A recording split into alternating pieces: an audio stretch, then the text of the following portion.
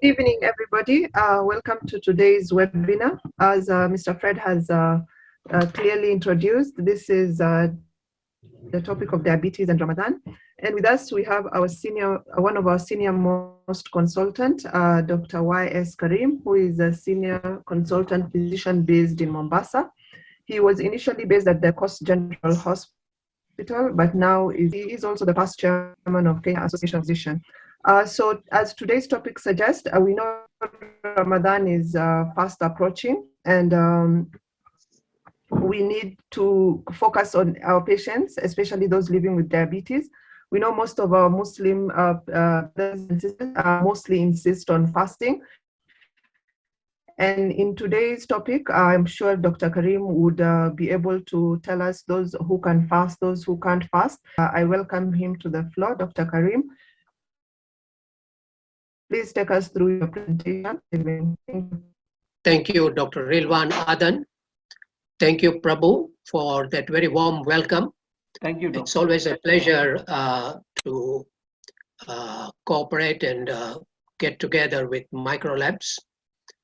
I would like to say that today's presentation is not very extensive didactic lecture, but we are going to concentrate on seeing what is Ramadan.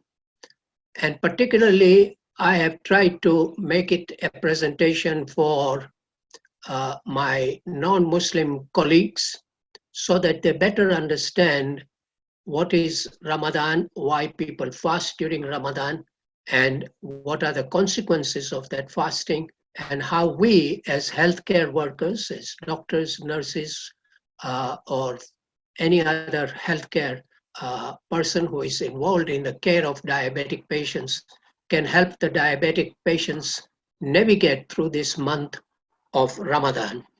So without much ado, let me start with my presentation. So this is my disclaimer that I am entirely responsible for this presentation. I would like to apologize that I have been having a lot of challenges today because in Mombasa, Zuku's Wi-Fi has completely broken down. And so we are now working on a borrowed Wi-Fi system. So I hope that we do not have too much problems as we go along. Again, I am no Islamic scholar, and whatever statements I make during this presentation, I hope that people will take it with a broad mind in case I make some mistakes or I have made some mistakes. And I will welcome any corrections in this regard from our audience who can participate by sending us questions or comments on what we are talking about.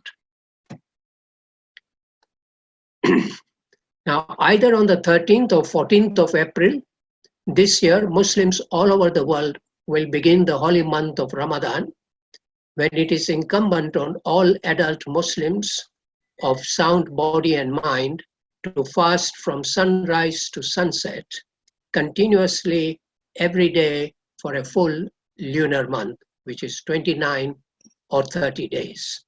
So we are just about 2 weeks away from the start of this Ramadan. Now, actually fasting is not unique to Islam because fasting for atonement of spiritual upliftment has been practiced from ancient times. It is also practiced in Christianity, Hinduism, Buddhism, and many other religions. But to my belief, total abstinence of food and water from sunrise to sunset, continuously from one moon to the next, which is about 30 days, every year, year after year, and compulsory for all healthy adults is, I believe, unique to Islam. Because whereas fasting is practiced in other religions, even before the main religions like Incas and the Aztecs, even in Americas, fasted as an atonement, but to have it as a compulsory for all healthy adults every year for 30 days is something quite unique and quite challenging.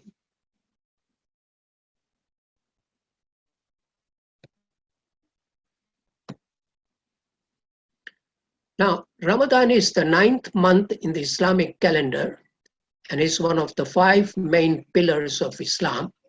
Islam is based on 5 pillars, of which fasting in the month of Ramadan is one of the pillars. The others are Shahada, which is an affirmation that there is only one God. Second is Ibadat, which is prayer to God 5 times daily. There is Zakat, which is to donate annually 2.5% of one's wealth to the poor and the needy. Now, I would like to emphasize this for my non-Muslim colleagues, that this is a tax of 2.5% on your total wealth, not on what you earned during the year. So year after year, your total wealth, you have to donate 2.5%.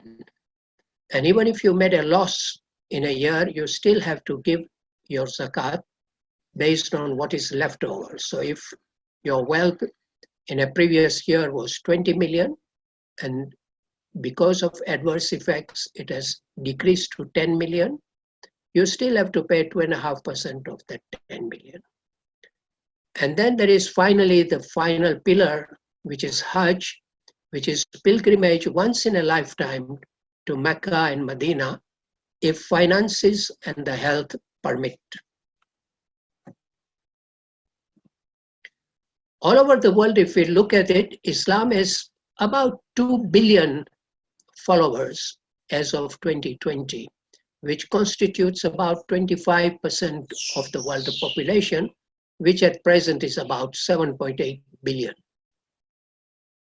Of course, Christianity has got about 35%. There is a very large number of atheists, and Hinduism is the very close third most populous or popular religion. The 29 to 30 days of Ramadan are a month during which you have to not only fast, but pray as well, and you have to abstain from all worldly pleasures. And the total fasting, where you don't take food or drink, this can extend from anywhere between 12, 14 to even 20 hours, depending on which season the Ramadan falls in. Now, this is because the Islamic year is about 10 days shorter than the Gregorian year. So while we have 365 days in a Gregorian year, we have 355 days in an Islamic year. So every year, the Ramadan comes earlier by 10 days. So in fact, last year, I suppose it was about 24th of April that we started fasting. But this year, it will probably be around the 14th of April. And you have to abstain from food, water, or any drinks, smoking. And many smokers, surprisingly, are able to abstain from smoking during Ramadan period. Oral and injectable medication, sex, and any immoral activity of any kind is forbidden. And more than 1,000 million individuals will fast during this year's Ramadan. And of these, more than 50 million will be diabetics. How about Kenya? We have approximately 5.2 million Muslims in Kenya, which constitutes about 11% of the population. Majority of the Muslims in Kenya reside in the coastal region, though there are very many Muslims also in Nairobi, and there are very many mosques in Nairobi. There are many Muslims in Western Kenya, and the northeast region of Kenya is also mainly Muslim. It may be perhaps worth remembering that even the father of the ex-president of United States, Mr. Barack Obama, his father was also a Muslim and came from western part of the Kenya. Of these 5.2 million Muslims, approximately 3 million or more will fast during the holy month of Ramadan, and of theirs, at least 300,000 will be diabetic patients.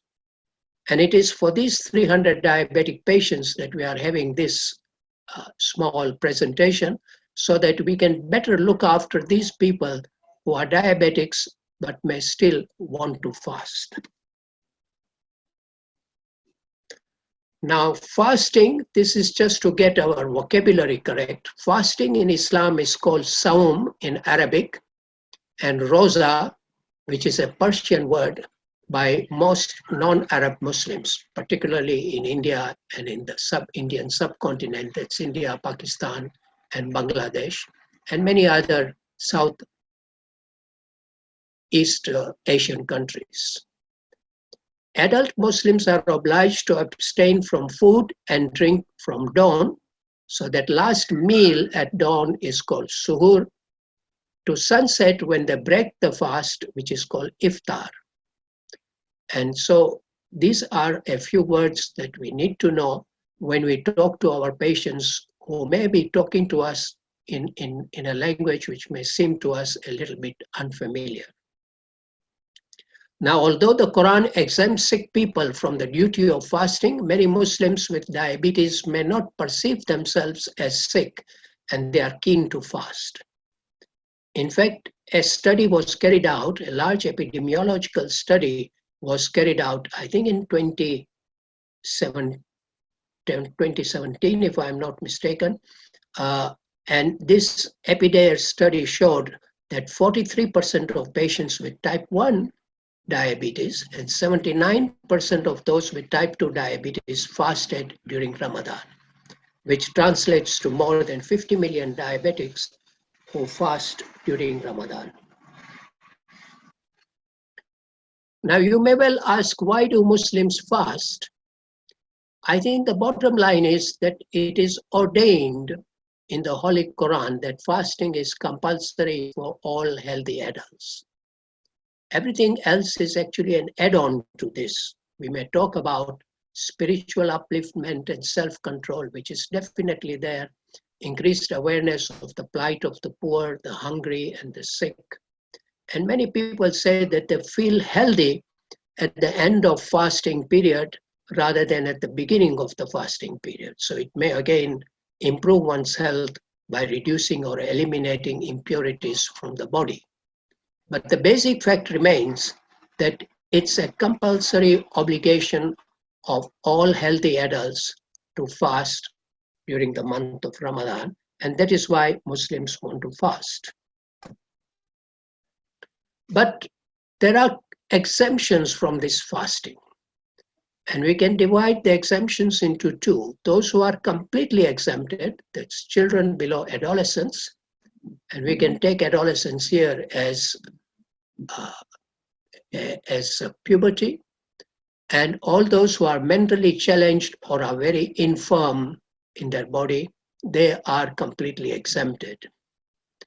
There are others who may not be able to fast for some part of the month of Ramadan. For example, those who are traveling during the Ramadan, and this is confined to people traveling during Ramadan to less than 5 days.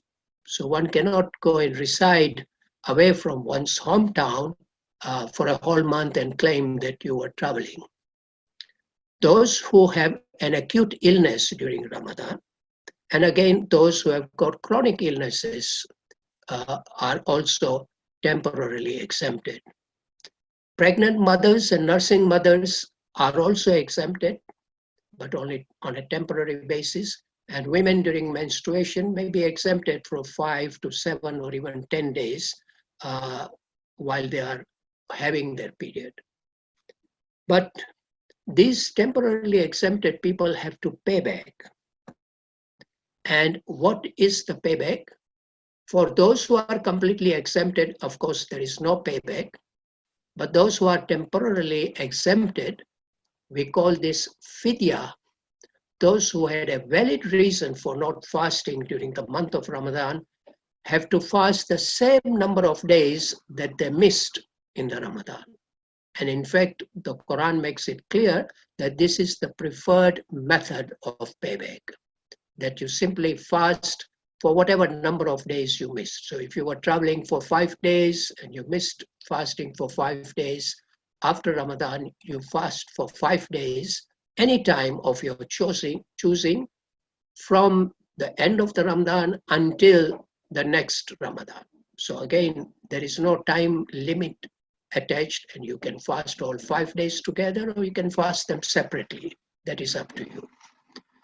Those who still cannot fast, even after Ramadan, due to chronic illness or any other reason, can donate food or cash equivalent to 2 meals per day for each day that they miss the fast in the month of Ramadan. And this food is very clearly specified as to how much and what amount of food has to be given. Of course, it has a different cash value from year to year depending on the inflation. This is why I have written that this is an inflation-proof system. It may have costed somebody 20 shillings to feed somebody 10 years ago, but it will cost them now 200 shillings to feed a person for a day in 2021. Now, those who are not exempted, that is, those who did not fast during the month of Ramadan for 1 or more days or broke a fast without a valid reason, which we have talked about, they have to fast for 60 consecutive days. And that again is the preferred method. And this is called kafara. Those who still cannot fast after Ramadan for any reason can donate food or cash equivalent of 2 meals per day for 60 days for each day that they miss the fast in the month of Ramadan. And it can be therefore quite expensive if you do not have a valid reason to miss a fast. Diabetics are exempted from fasting, but many of them wish to fast and prefer not to accept this exemption and fast without seeking doctor's advice on whether it is safe for them to fast or not. It is this insistence of patients, Muslim patients who want to fast even when it is not safe for them to fast. This insistence creates a challenge for themselves and their physicians. And we are going to look at how best we as healthcare workers can face that challenge. Now, we again have to try and understand the psychology of our patients. Why do Muslim diabetics insist on fasting, sometimes even against their physician's advice? Because fasting during Ramadan is a way of life which is ingrained from childhood. They've been brought up from childhood to respect and want to fast during the month of Ramadan. And it is a way of life in which everybody gets together in the evening and shares a meal. And that is something that most people want to live and relive again and again. Many feel the spiritual peace and tranquility of fasting. And it is certainly true that one study has shown that there is a decrease in the number of suicides committed during the month of Ramadan. It is, of course, embarrassing to be eating when all others around you are fasting. And some countries, like even Zanzibar, you cannot eat on the street during the month of Ramadan. Breaking of the fast in the evening, which is the iftar, it is a joyous and social occasion from which the diabetics do not wish to be excluded, and so they wish to fast. And conclusion of fasting after 29 or 30 days is a great achievement and a source of pride and joy for those who achieve it. So all these may be psychological reasons for why many diabetics insist that they will fast even when their doctor says that it is not safe to fast. Diabetic patients who would like to fast need medical assessment, ideally several months before Ramadan. Patients also need proper education about diabetes and the effects of fasting on diabetes. And patients need a change of management during fasting, a new plan for their safe treatment during fasting. And in fact, it is our duty that even patients who fast against medical advice, we still need to help them navigate this difficult period for their sake and for the family's sake. But I think it is only fair on healthcare workers that every diabetic patient who wishes to fast should be made aware, and their family should be made aware, that fasting for a diabetic patient carries certain risks. These risks, we can grade them according to the type of diabetes, whether it's type 1 or 2, severity of diabetes, and other medical comorbidities which may be there. Now, let us look at, before we look at the gradations, what are the risks of fasting for people with diabetes? Mainly, there are 4 risks. Hypoglycemia is, of course, an obvious one, because if they are fasting and not eating and they continue with their normal anti-diabetic medication, then there is increased risk of hypoglycemia. And one study had shown that severe hypoglycemia was increased 4.7 folds in type 1 diabetics, which means that prior to Ramadan, they had 3 events per 100 people per month of hypoglycemia, and yet during the month of Ramadan, they had 14 events per 100 people per month. And in type 2 diabetes, there was a 7.5-fold increase, although numbers are much smaller, because hypoglycemia in type 2 diabetes is not such a common event as it is in type 1. But surprisingly, hyperglycemia is also a big risk. And this hyperglycemia is because many patients perceive that they are not eating, therefore they need not take any anti-diabetic medication. And that leads to blood sugars being over 25 millimoles per deciliter, and would cause them the next complication, which is diabetic ketoacidosis, particularly those of type 1 and those who have very little insulin in their body.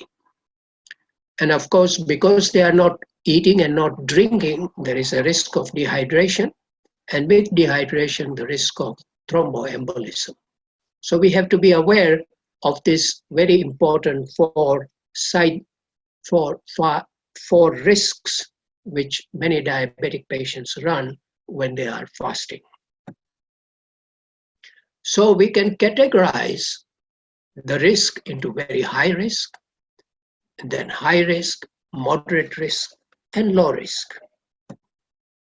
And here we can see that patients who are at very high risk, people who have had repeated episodes of hypoglycemia, who have got hypoglycemic unawareness, who are usually poorly controlled diabetics, who have had ketoacidosis, type 1 diabetics, people with acute illness, people who have had hyperosmolar hyperglycemic coma, and again, people who are performing intense physical labor. So a man working on a roadside digging a ditch is at much greater risk of hypoglycemia if he's a diabetic and he's still fasting. Again, pregnancy is a very high risk, because managing diabetes in pregnancy, even in ordinary times, is no joke. And patients who are on chronic dialysis are also at a very high risk. Those who are at high risk, they have moderate hyperglycemia, but they may have renal insufficiency. They may have advanced macrovascular complications. If they are living alone or they are treated with insulin or sulfonylureas, which normally cause hypoglycemia, and those who have got comorbid conditions, those who are very frail and old, and those who have many different medications which may affect their mentation and ability to think and report any side effects, these people are at very high risk.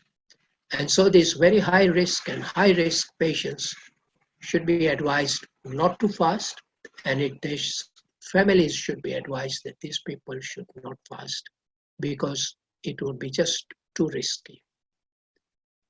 We have the other two groups, which is a moderate risk with well-controlled diabetes who are treated with short-acting insulin or short-acting insulin secretagogues, or low risk who are well-controlled diabetes treated with lifestyle therapy or with metformin or other oral agents which normally do not lead to hypoglycemia. These two groups can probably or most certainly be able to fast with some help from healthcare workers, and they can navigate the month quite safely. These are patients with one or more of the following. They are advised not to fast. Again, as we said earlier, pregnancy and those who are lactating, they are anyway exempted even by the religion, so they should not fast. But again, if they have advanced complications of diabetes like nephropathy, retinopathy, neuropathy, hypoglycemic unawareness, they've had major macrovascular disease such as a stroke, if they've had recent hyperosmolar diabetic ketoacidosis, or if they are poorly controlled diabetics, they are on multiple insulin injections per day, then these patients should certainly be advised not to fast. Again, people who may not have so very badly controlled diabetes, but who have got many other serious coexisting major medical conditions, such as acute peptic ulcer, because you are fasting and there is a lot of acid, which is unopposed by food. They have pulmonary tuberculosis, severe infection, severe asthma, which requires multiple inhaler therapy during the day. If they have recurrent stones in their renal system, again, dehydration of fasting may not be very good for them. Patients who have got cancer, other cardiovascular diseases, patients with psychiatric conditions, patients with severe hepatic dysfunction. Again, these people should be discouraged from fasting. So how do we go about looking at these patients? Actually, the principles are that we should assess them maybe at least 2 or 3 months before the Ramadan, so that we assess their physical well-being, we assess what kind of metabolic control they have, whether they need adjustment of their diet protocol, and we prepare them for that by education. And dietary education is very, very important. Even in an ordinary diabetic, it is even more so in a diabetic who wishes to fast. We may need to do adjustment of their drug regime and encourage them on physical activity and how much to do, which we will look at in a minute. And we must give them education on recognition of the warning symptoms of dehydration, such as getting very low blood pressure, hypoglycemia, and other complications, even hyperglycemia. So generally, we need to individualize our assessment and our advice. So we tell them that this is what is right for you. It may be right, not right for somebody else. And again, we have to emphasize to them that during the month of Ramadan, they have to have frequent monitoring of their glycemic state. We have to give them education on nutrition, exercise, and we have to teach them that if there is any need when they feel sick halfway through the day, they can break the fast, and there is no sin in breaking the fast. So recommendations during Ramadan fasting, we have nutrition and Ramadan fasting, that they should abstain from high calorie and highly refined foods prepared during this month. This is foods with very high glycemic index. Again, physical activity, moderate physical activity is not a contraindicated, but they must pace it according to their own body's ability to do the exercise. And we must also remember that during the month of Ramadan, most pious Muslims will be also saying their prayers 5 times a day, which itself is a form of exercise. And then after iftar, when they have broken their fast, they have tarawis, which is again quite a strenuous prayers where the Muslim have to stand, bow down, then they have to go down on their knees into sujda and have to sit for some time and have to get up from that sitting position again into erect posture. All this can be quite strenuous because they are continued for at least some time.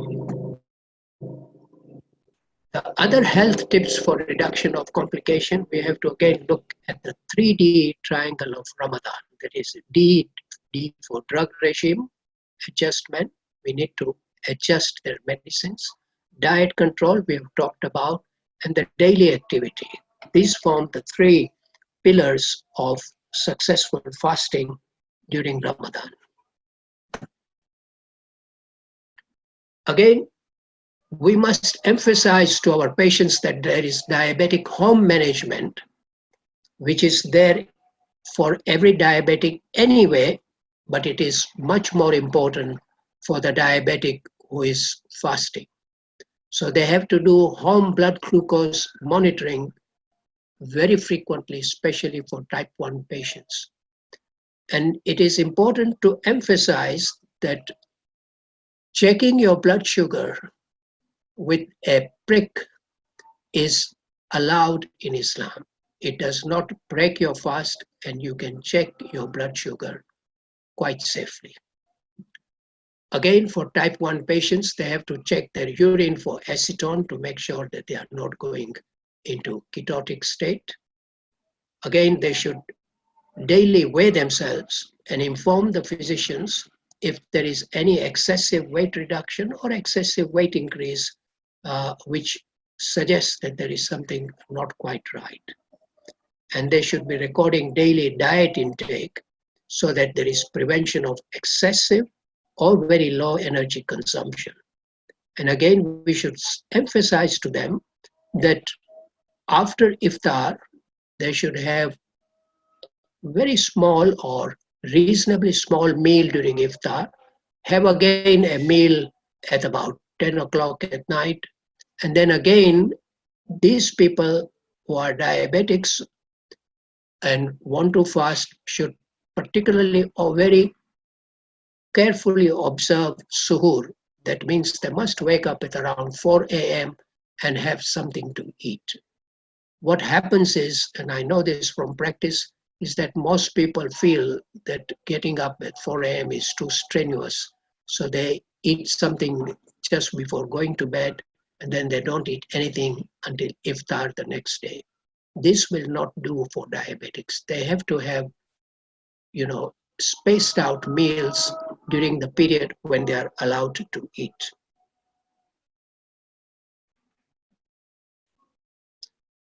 Again, education and education.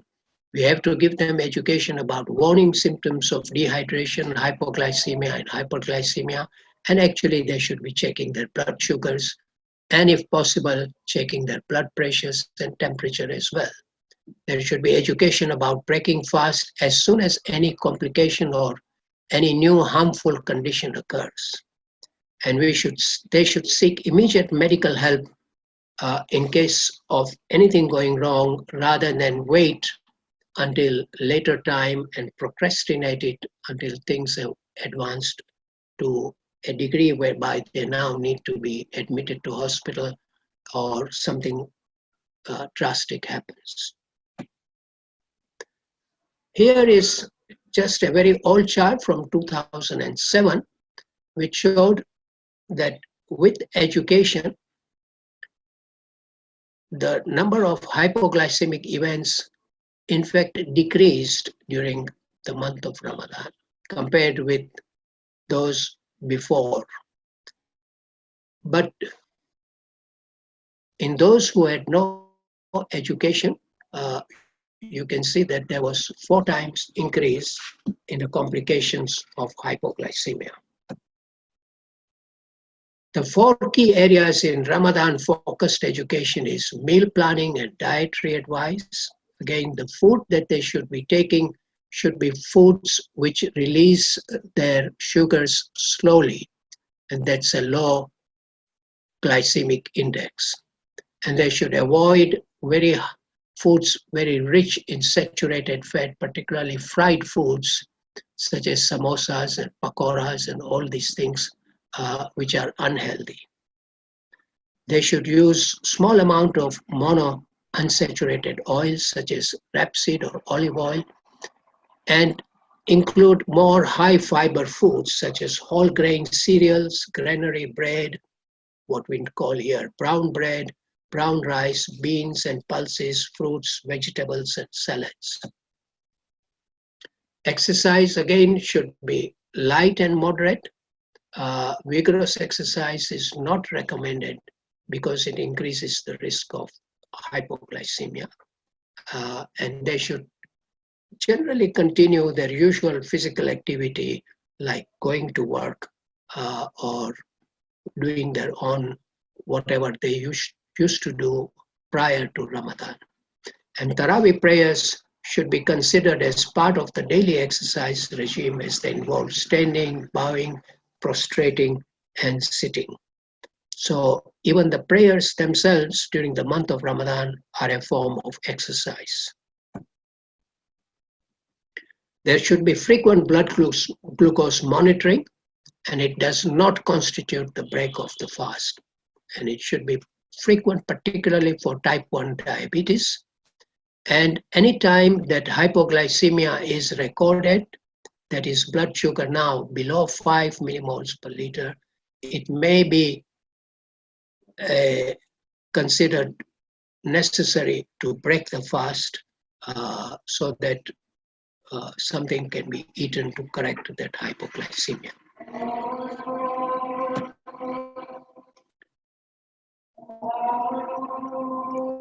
And again, we should make our patients aware of the warning symptoms of dehydration, hypoglycemia, and hyperglycemia, and stop the fast as soon as any complications or acute illness occurs. Now we will look at some of the medication, and I would like to just draw your attention here to the second part of this, which is diet control patients. They should split their calories over 2 to 3 smaller meals during the non-fasting interval and eat complex carbohydrates rather than simple sugars. Those who are on oral hypoglycemic agents, particularly we can look at them in various groups like metformin. Those who are on metformin alone, they can split their dose to 2/3 at the time of iftar and 1/3 at the time of suhoor.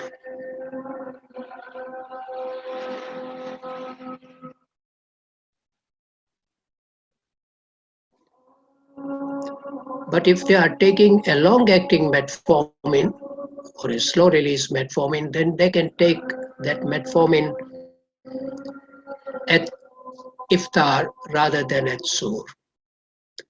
If they are taking sulfonylureas, again, we should reduce sulfonylureas by about 25% of the dose or even 33% of the dose, that is one third. And we can try and give them uh, lower doses. Glycoside seems to have much less hypoglycemia than other sulfonylureas, particularly the, the micronized glycoside MR 60 milligrams tablets. They cause much less hypoglycemia than other sulfonylureas do. And these can be taken because they cannot be broken, these tablets, so they can be taken at iftar as just one tablet if necessary. Now, DPP4 inhibitors are extremely good in the month of Ramadan because they rarely ever cause hypoglycemia. But again, we should only be guided by the blood sugars which are checked. So we can continue with DPP4 inhibitors both at iftar and at suhoor.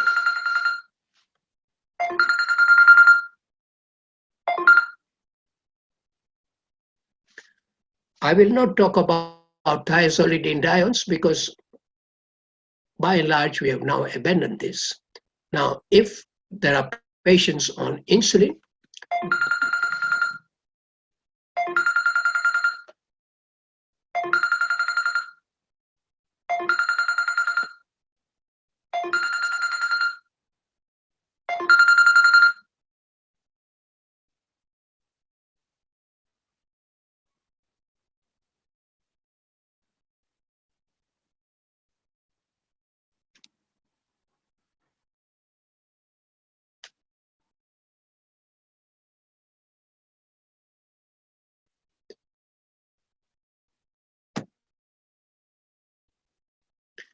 now here is a small study which was done with sulfonylurea treated subjects with type 2 diabetes on a Ramadan fasting. This involved 1,397 patients who were recruited from India, Malaysia, Israel, UAE, and Saudi Arabia. And they were treated with different types of sulfonylureas, glimepiride, glycoside, or glibenclamide, with or without metformin during the fasting time of Ramadan. And each day during Ramadan, information was collected regarding hypoglycemic symptoms and complications, time from the last meal and from last medication, self-monitored blood glucose measurements. And these showed that of all the sulfonylureas, glycoside had the least number of complications of hypoglycemia. So glycoside was associated with lesser hypoglycemic episodes compared to glibenclamide and glimepiride. And so if you're going to use a sulfonylurea at all, it may be advisable to use slow-release glycoside. Now, here we can look at before and during Ramadan, what are the changes. This is summarizing it. Patients on diet and exercise control alone, they do not need any change. They only need change in the modification of the time and the vigorousness of the exercise, but they need adequate fluid intake during the time when they are allowed to take food and drink. And so they should ensure adequate fluid intake. Patients on oral hypoglycemic agents, like if they are on metformin, 500 milligram 3 times a day, they can take 1,000 milligrams at iftar and 500 milligrams in the pre-dawn meal, the suhoor. But if they are taking a slow-release metformin, then they can just take 1,000 milligrams straight away at iftar. If they are on sulfonylureas, we again have gone over that, and we should try and avoid long-acting sulfonylureas. Patients who are on insulin, again, we can try and reduce their insulin so they can have the norm. If they are having twice daily insulin, they can have the normal morning dose in the evening at iftar. And the evening dose should be halved at the time of suhoor.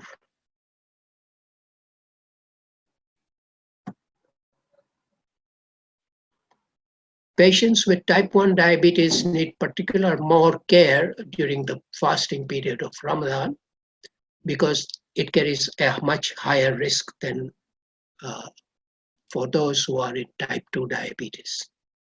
And it is particularly exacerbated in poorly controlled patients and those with limited access to medical care, hypoglycemic unawareness, unstable glycemic control, or recurrent hospitalization. The risk is also very high in patients who are unwilling or unable to monitor their blood glucose levels several times daily. And this really emphasizes that the cooperation of the patient is very necessary to look after them correctly during the month of Ramadan. If patients choose to fast against medical advice, it is advantageous if they are on a basal bolus regime and are familiar with carbohydrate counting, so that it is better that they follow the same basal bolus type of regime, but giving 2 bolus injections rather than 3, so that they can have their basal insulin given at the time of breaking the fast at iftar, and then they can have boluses depending on how much they are going to eat, both at iftar and at suhoor. And again, studies have shown that analog insulins do much better than the native human insulin.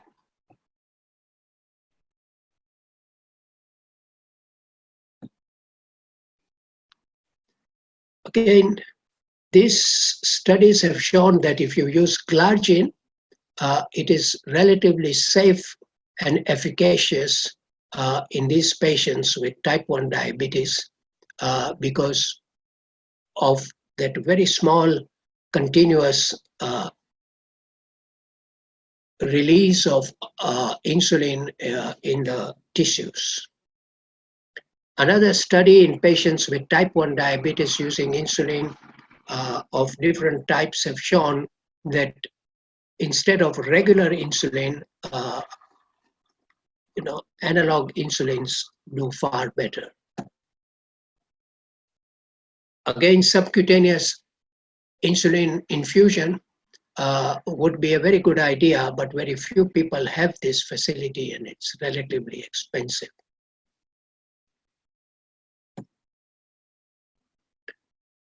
Now, we have already looked at the management of patients with type 2 diabetes. We have got diet control patients and patients who are treated with oral agents.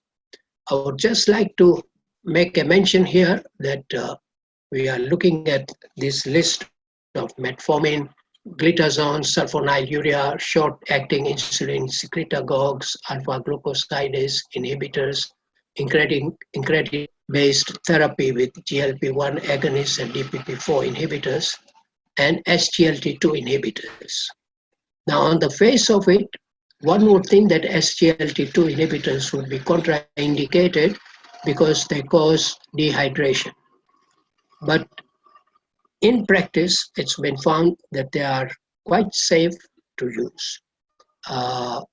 Several studies have been done, which I do not have slides to show you here, but which do show that SGLT2 inhibitors work very well, provided one takes the care to explain to the patients that it will cause some dehydration, and so during the time that they are permitted to take drinks, they should take as much fluids as possible so that they do not get dehydrated. again, the risk uh, of mycotic infections and urine infections are much less than it was thought would occur, largely because the hygiene during the month of Ramadan is indeed very good. And because it's only for 1 month, uh, one cannot really assess whether they increase the risk of fractures or amputations in that short period of time.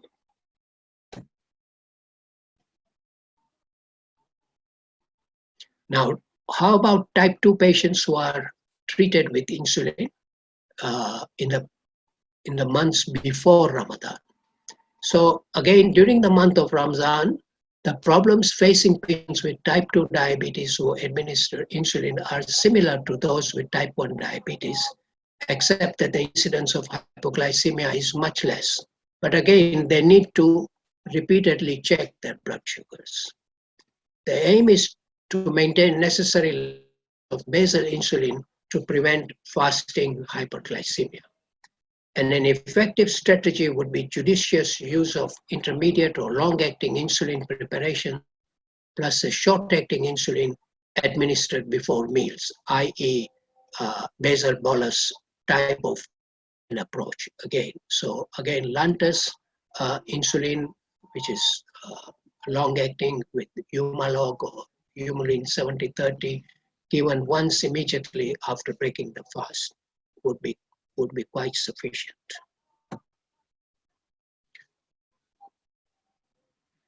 Again, although hypoglycemia is much less frequent in type 2 diabetic patients on insulin, it is still a risk, especially in patients who have required insulin therapy for a number of years or on whom insulin deficiency predominates in their pathophysiology.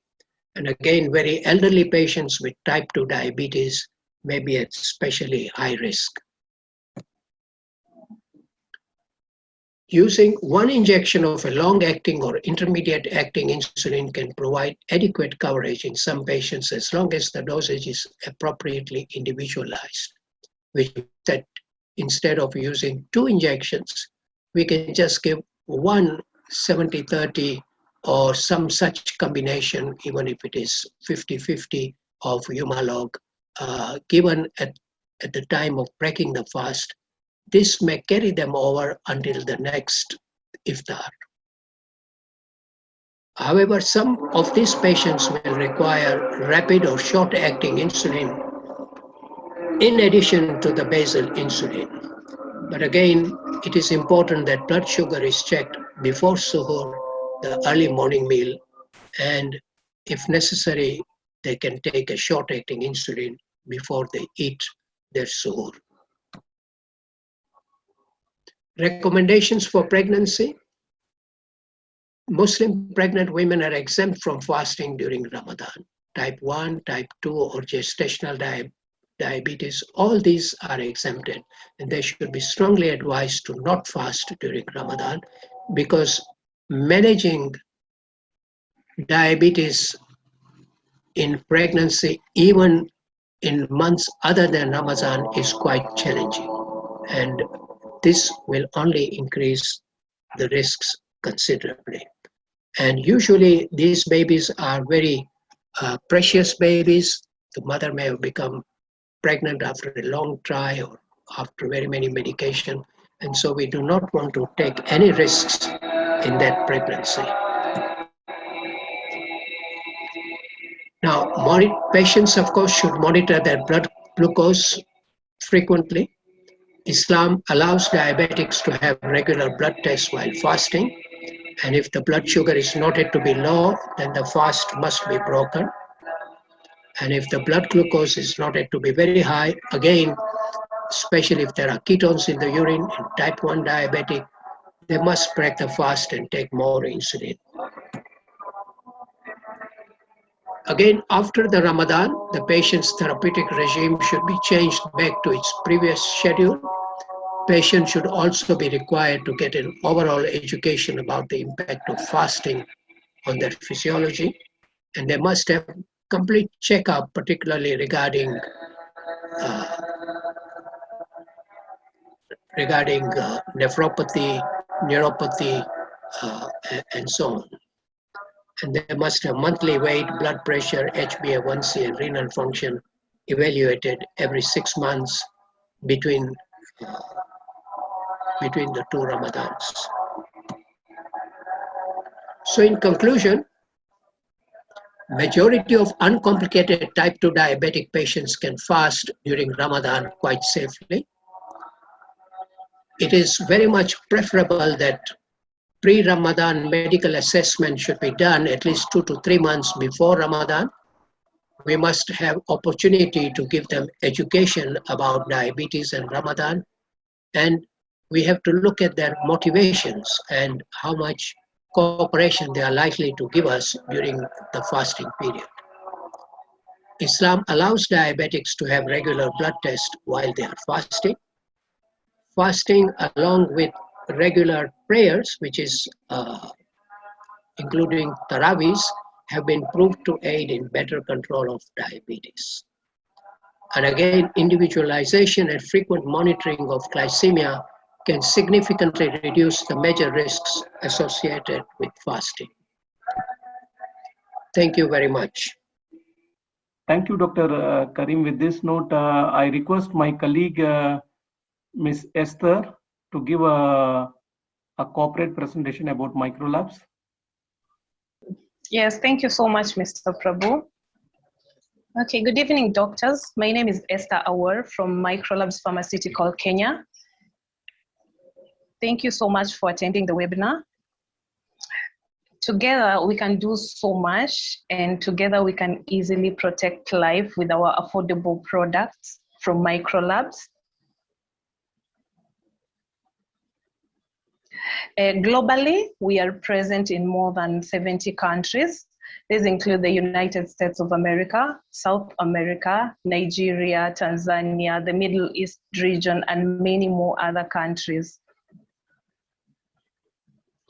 We are a 14 world-class manufacturing facility, whereby Microlabs has 8 research and development centers with 200 scientists engaged in production and analytical development. We also have our own manufacturing, marketing, and regulatory system set aside. Then Microlabs has been proved by leading bodies across the world that include the US FDA, the Health Canada, the Kenya Pharmacy and Poison Board, TGA of Australia. Our brands mainly include the cardiovascular and the oral hypoglycemic. And for the first time, introducing the first generic glycoside 60 MR in Kenya, Melanov MR60, which is our glycoside and comes in the pack of 30s. It is also scored for easy dispensation and administration.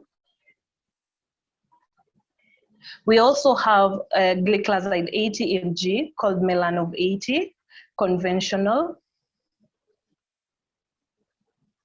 And then we have our metformin 500 mg sustained release called Melmet SR 500. And then Melmet 1 gram sustained release, our metformin. In addition to that, we also have from our monotherapy to our triple therapy, a glimepiride range called Diapride 2 and 4. And we also have Diapride in combination with metformin, Diapride Plus, which is glimepiride 1, metformin 500, and then Diapride Plus 2, which is glimepiride 2, metformin 500. And finally, we have our triple therapy, Tripride 2, which is glimepiride 2, metformin 500, and pioglitazone 15. Thank you so much for attending the webinar once more.